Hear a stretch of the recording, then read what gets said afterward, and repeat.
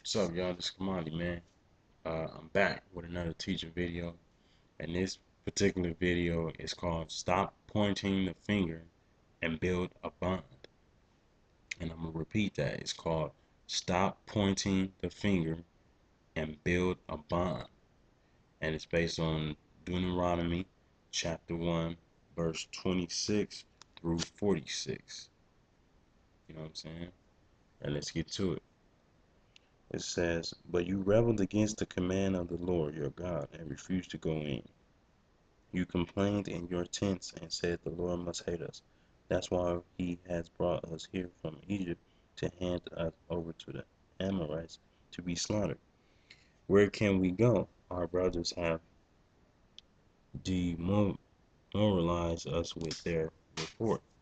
They tell us the people of the land are taller and more powerful than we are, and their towns are large, with walls rising high into the sky. We even saw giants there, the descendants of Anak. But I said to you, don't be shocked or afraid of them. The Lord your God is going ahead of you. He will fight for you just as you saw him do in Egypt. And you saw how the Lord your God cared for you all along the way as you traveled through the wilderness, just as a father cares for his child. Now he has brought you to this place, but even after all he did, you refuse to trust the Lord your God, who goes before you looking for the best places to camp, guiding you with a pillar of fire by night and a pillar of cloud by day. When the Lord heard your complaining, he became very angry. So he solemnly swore, not one of you from this wicked generation will live to see the good land I swore to give your ancestors, except Caleb, son of Jephunneh. He will see this land because he has followed the Lord completely. I will give to him and his descendants some of the very land he explored during his scouting mission. And the Lord was also angry with me because of you. He said to me, Moses, not even you will enter the promised land. Instead, your assistant Joshua, son of Nun, will lead the people into the land. Encourage him, for he will lead Israel as they take possession of it. I will give the land to your little ones, your innocent children. You were afraid they would be captured, but they will be the ones who occupy you. As for you, turn around now and go on back through the wilderness towards the Red Sea. Then you confess, we have sinned against the Lord. We will go into the land and fight for it, as the Lord our God has commanded us. So your men strapped on their weapons, thinking it will be easy to attack the hill country. Now, I'm going to stop right there. Now, these Israelites rebelled against God. You know what I'm saying? What I mean by that is they went, they stepped out of their seat. You know what I'm saying? When God told them not to go do this, you know what I'm saying? Not at that moment, but he wanted them to do this particular thing, but they went out on their own. You know what I'm saying? When you go out of your own uh season, you know what I'm saying, you get messed up. And God was telling these Israelites, man, like, I don't want you to fear these giant people, but at the same time, I don't want you to just be like, oh, okay, God told us not to fear, but let's go on and do it. Let's go on and smash on them. No, you can't just go and smash on anybody. You can't just do that. You know what I'm saying? And, you know, that's when you step out of your season and things get messed up. That's just like a person, like you can't just point the finger at people. You can't be blaming people for their sins or whatever. If you got sins that you have, you can't just judge somebody and you are doing things that are wrong, whether you like it, whether you're ashamed of it or whether you're not. You just can't point the finger on people like that. You know what I'm saying? That's not cool. You know what I'm saying? And I got a reference to this chapter that's compatible to, you know, to it. You know what I'm saying? And it's in the book of Matthew, chapter 7. You know what I'm saying? And I'm gonna explain that in a minute. You know what I'm saying? But you can't be pointing the finger, man. You know, when you step out of your season, when you step out of line, once you step out of line, you get smashed up, you get messed up. You know what I'm saying? And then, that's when things get collapsed. And you wonder, like, dang, why did this happen? Why did this or why did this?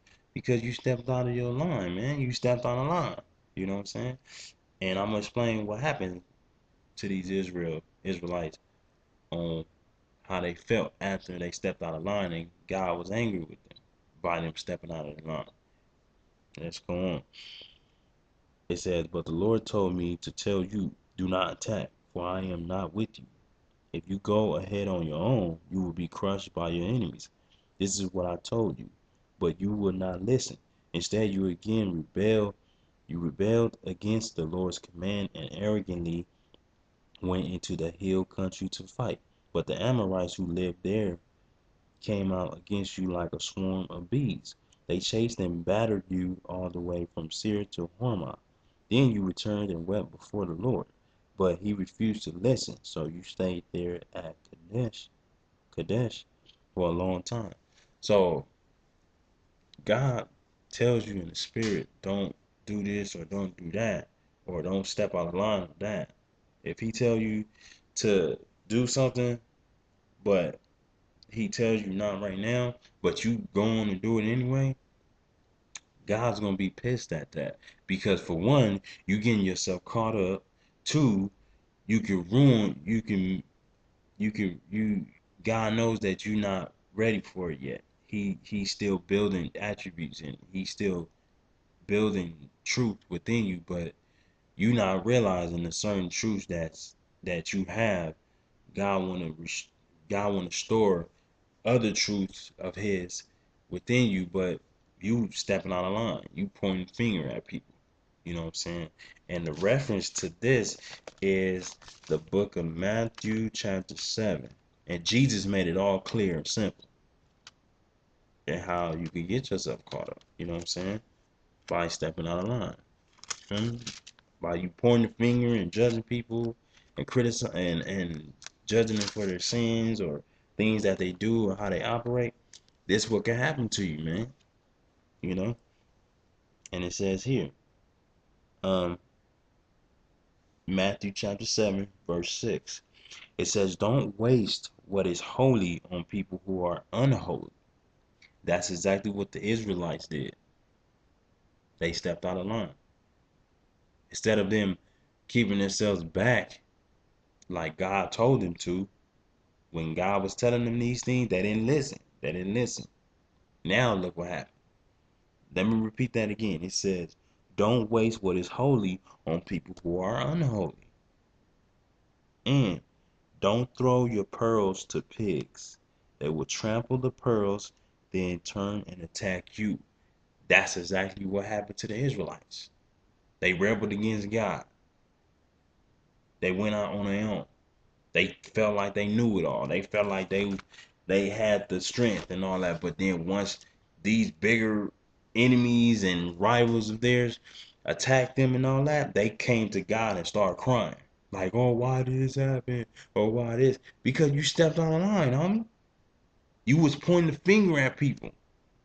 And by you pointing the finger at them, you got attacked. You got smashed on.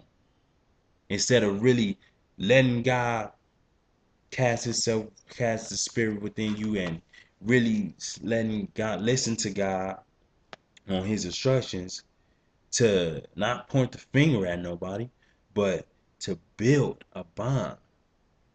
It's just like, uh, for example, you can't just go into if you applying for a job. If you're applying for a job, you can't and you going and you get an interview, and the people tell you what your main purpose is working at that particular job for. You can't just tell them you tell them you want to provide for your family, but you don't want to work. You want to just let it be handed to you. You can't expect things to be handed to you. You got to work for it. You know what I'm saying? You gotta build. It's just like, for example, if a man, if a man wants to marry a woman and he want to just marry her like that, and he tells the woman, you know, I want to marry you, but he don't know her. He don't know her. She don't know him. He only been dating her for like a week, and he automatically saying, "Oh, I want to marry you." Like, you know, that's a good thing, but a woman, a woman ain't gonna really be like, I don't know. She ain't gonna just be like, oh, you know, okay, let's get married. You know, she gonna be like, for one, I don't know you. Two, I don't really know much about you. I only know the things that you told me, but I don't really know how you are. I don't really spend time with you like that. And you know, I don't really know. I'm not even comfortable around, I'm not that comfortable around you for one. I can't trust you like that, you know, and it's only been a week that we was dating. You know what I'm saying? So, you know, you can't just point the finger, you know what I'm saying? You can't just point the finger at people's sins and stuff like that, and you know, because they gonna attack you. And that's what God was telling these Israelites dudes. Don't go out on your own. Because if you go on your own, I ain't there. I mean, I love y'all, but I ain't there. Because I told y'all way before this even happened, and way before y'all even went out on your own, I was telling y'all to follow my lead. Follow me. Let me handle it. But instead, you went arrogant and was stubborn and went out on your own standards. And now that you went out on your own standards and look what happened. You come back to me crying, asking, oh, why did this happen? Because you stepped out of line, fool. You stepped out of line. You didn't listen to God's instructions like he said. And look at you now. You stumped out. Now you jumped. You got scars on you and all that. You know what I'm saying? Straight up. But, you know, you went out on your own. And it's not that's just like, for example, some people say, oh, I know how to fight the devil. Or I know how to fight him. No, you don't. Because, okay, for example, just say a believer tell a non-believer, oh, do you know how to resist the devil? And they say, oh, I know how to resist the devil. But they don't have God's strength. You need God's strength to resist the devil. Because if you don't have God's strength, homie, or if you don't have God at all, how the heck you gonna resist the devil? You're not gonna resist the devil because, for one, you can't do it on your own. Two, you don't have God in your life. Three, you ain't repented. And four, um, you going by your own standards. And by going by your own standards, Satan already knows your own standards is messed up, is weak.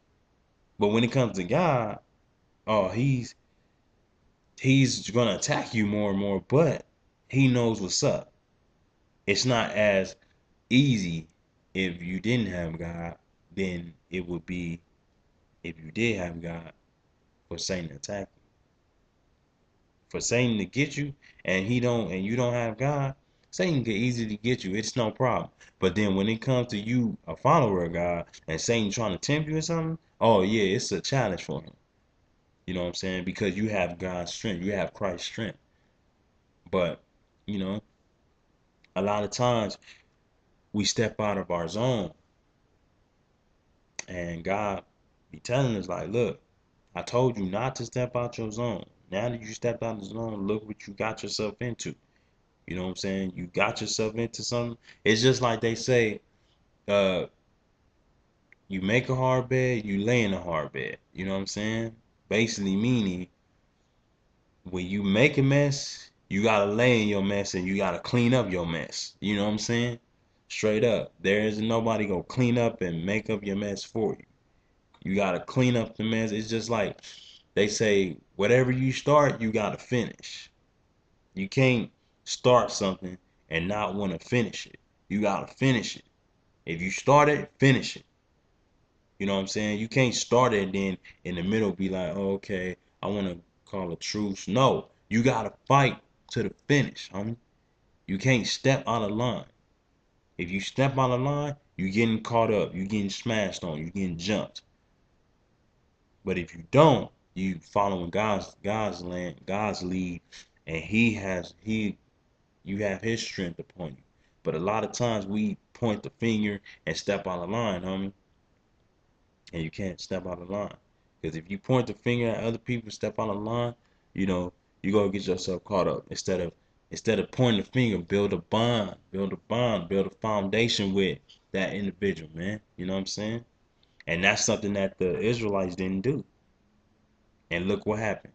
They came back crying to God. Oh God, why this? Man, that's y'all fault. And God was telling them, like, look, I told y'all was arrogant, y'all was stubborn, y'all didn't listen. And now that you got messed up and smashed on, now you coming back crying to me. So don't come back crying to me. I love y'all, but I told y'all. I was trying to warn y'all. But even though I warned y'all, y'all still didn't care to listen. Now look what you got yourself into. But my main point is, man, don't point the finger on nobody. Don't point the finger on no non-believers. If you're a believer, don't point the finger on nobody. Don't point the finger. Build a bond. Build a foundation for that person to come to God, for them to follow God's lead, to let God lead them, to let Christ's strength get stored within them. You know what I mean? Don't just point the finger like, oh, you did wrong and did. Yeah, they did wrong, but even Christ wasn't pointing the finger at people. He knew they sins, but he didn't point the finger like, oh, you committed, like, for example, Mary Magdalene. Jesus seen Mary Magdalene was a prostitute. She was having sex with all type of dudes and all that. But when Jesus seen her, Jesus didn't point the finger like, oh, you a prostitute, or in other terms, you're a hoe. You slept with all these different men. I'm gonna torment you in hell. No, Jesus did not do. His reaction was nothing like that. Was nothing like that. He saved her. She repented from her sins. You know what I'm saying? Even people that were stubborn and hard headed that Jesus was trying to address the word of God to, he didn't point the finger at them. He still tried to build a foundation with them. But some of them refused it. You know what I'm saying? But you can't just point the finger on people. You got to build a bond, build a foundation with that individual for them to be saved and to be rescued and to um, not be hospitalized, you know what I'm saying, in the spirit, for them to be recovered in God's covenant, you know what I'm saying? So that's my point, man, that God revealed to me. And hope y'all learned something from this, man. There's more to come. God bless y'all, and I love y'all, man. Peace.